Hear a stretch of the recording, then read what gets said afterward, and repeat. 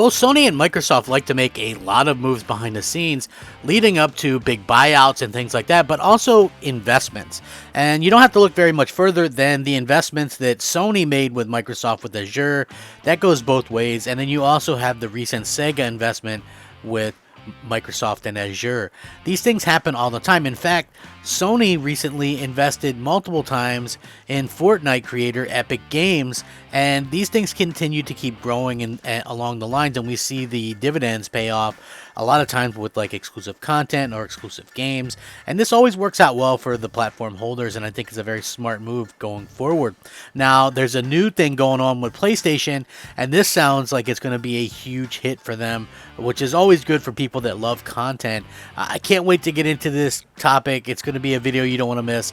Hey there everyone, I'm the Crapgamer, and this of course is Crapgamer Reviews, your home for gaming news, opinions, reviews, and much more. You'll probably notice all the changes around here, but that shouldn't stop you from giving us a like and possibly even consider subscribing if you haven't already done so. Thank you so much for choosing to spend some of your free time with me and my silly YouTube channel. It's always a pleasure. Thank you guys. Now, there's always going to be things that these companies are going to invest in. This latest bit of information is quite a treat for PlayStation owners, and it also helps shore up one of the kind of dead ends, loose ends that I guess a lot of people assume that the PlayStation brand is lacking. Right now, PlayStation's first party is quote-unquote focused on the big bangers, and that's something that they've actually come out and admitted. And then, of course, there was the rumors that came along that said, hey, you know what? PlayStation is actually, really just focused on AAA. They're abandoning the indies, folks. They don't want indies. They're abandoning all the indies. And then we hear that, they're actually not doing that. They're kind of doing the opposite of that. And I think having Yoshida in charge of the indies is a brilliant move, because that kind of takes them back to almost a point in time where Adam Boyes, who was in charge of the indies and that kind of stuff back when the PS4 first launched, really kind of sets the tone for things going forward. So this is going to be something that a lot of people are going to be very interested in, especially if you like indies and smaller games. But for me personally, everybody who knows me knows that I'm not really an indies fan. I play a lot of them. That's something that you probably didn't know about me. I'll try almost any game, but it's just keeping me on that game is proving very difficult, especially for smaller games. But that's not to say that all of them are bad or terrible. It just so happens that for me personally, I buy these consoles for the big AAAs and things like that. And, I feel like indies are a good complement, but they should never be the focal point. With that being said, this is pretty interesting, but take this as rumor right now. Sony is reportedly investing in Devolver Digital. The encryption publisher is worth $950 million. But keep in mind that the way that people kind of go with these things, Sony could easily buy the publisher and have a wealth of smaller studios to do smaller stuff. Sony is reportedly investing in Devolver Digital, the indie publisher behind the likes of Hotline Miami, Encryption, and Death's Door. According to a report from Game Industry Biz, Sony is set to make a 5% investment in the company. This follows the announcement that Devolver Digital has been valued at $950 million after being floated on AIM, a submarket of the London Stock Exchange.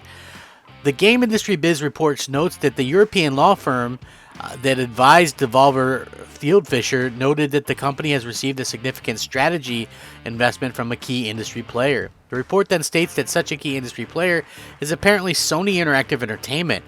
Devolver Digital has two headquarters, one in Austin, Texas, and another in London, UK. This new move onto the stock exchange has provided the company with $50 million in gross proceeds, which are set to be used to expand the company. So a lot of people were very fearful about PlayStation and PlayStation not being able to get indie games and things like that. I think one of the things that was interesting was that Death's Door came to the Xbox first, and probably about a week to 10 days after I made the video that Death's Door was going to come to PlayStation, it came to PlayStation. So I'm not trying to say that that I'm in the know of anything. I just use common sense. You just have to use common sense when it comes to these things. They said they had no plans at the time, and this was months ago. But obviously, they want to get their games on as many platforms as possible, and I think that makes a lot of sense with them going forward. So basically, it's going to be very interesting to see how this kind of works out. So the flotation provides Devolver Digital with $50 million in gross proceeds that's going to be put towards their expansion. It also included a secondary cash placing of $211 million from management and existing investors, including NetEase, which retains an investment in the company. An IPO is the right choice for us to ensure our continued growth and support even more wonderful games, according to their CEO. It will allow us to retain our culture. Being a public company gives liquidity to our amazing team, all of whom are shareholders. It also gives us access to capital markets to continue investing in our growth strategy and talent.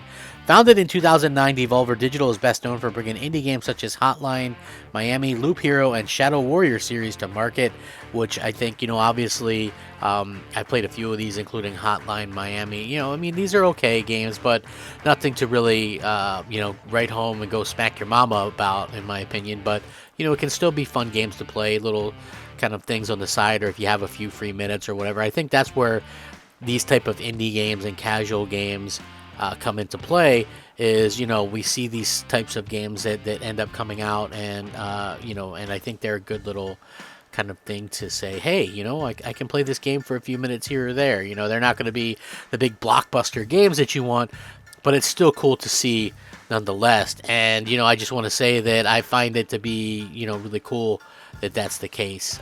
Anyway, there's the other thing that I wanted to talk about with Sony, is something that's really cool as well, that now we 100% know and can confirm that Sony has pretty much squashed the PlayStation 5 CMOS issue, which is nothing but good things. You may recall a furor, people mad, I am outraged, when it emerged that Sony consoles like the PlayStation 5 and PS4 could potentially be rendered unplayable in the future due to an oversight in the design.